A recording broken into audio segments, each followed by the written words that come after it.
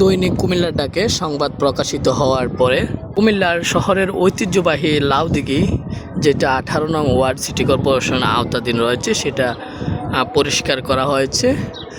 সে সাথে ধন্যবাদ জানাতে চাই কুমিল্লা সিটি কর্পোরেশনের প্রশাসক ইউসুফ মোল্লা টিপু।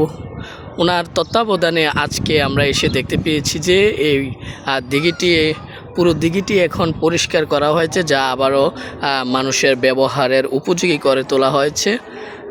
আমরা এ নিয়েও একাধিকবার দৈনিক কুমিল্লার ডাকে সংবাদ প্রকাশ করেছিলাম যে পুকুরটি অযত্নে অবহেলায় পড়ে রয়েছে। সেটা নজরে আসে কুমিল্লা সিটি কর্পোরেশনের পূর্বে যে প্রশাসক ছিল, তিনি তাৎক্ষণিক ব্যবস্থা নিয়েছিল, কিন্তু ব্যবস্থা নেওয়ার পরবর্তীতে আবারও সেটা কি কারণে বন্ধ হয়ে যায় আমাদের জানা ছিল না। পরবর্তীতে আমরা আরও একটি সংবাদ প্রকাশ করি। সেই সংবাদটি প্রকাশিত হওয়ার পরে সেটা নজরে আসে বর্তমান কুশিক প্রশাসক যিনি রয়েছেন, অর্থাৎ ইউসুফ মোল্লা টিপু, ওনার নজরে আসে। তারপরে তিনি সেটাকে তদারকি করে লাউদিঘিটি পরিষ্কার করেছে। এখন এটা মানুষের ব্যবহারের উপযোগী হয়ে পড়েছে। আরেকটা বিষয় আমরা আপনাদেরকে জানিয়ে রাখতে চাই, যারা এই দিঘিটির আশেপাশে বসবাসরত রয়েছেন, সকলের কাছে অনুরোধ যাতে দিঘিটি আবারও নোংরা আবর্জনা না ফেলা হয়, যাতে মানুষের ব্যবহারের উপযোগী হয়।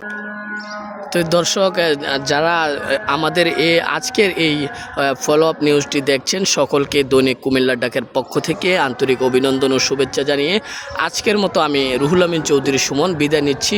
সকলে ভালো থাকবেন, সুস্থ থাকবেন। আল্লাহ হাফেজ।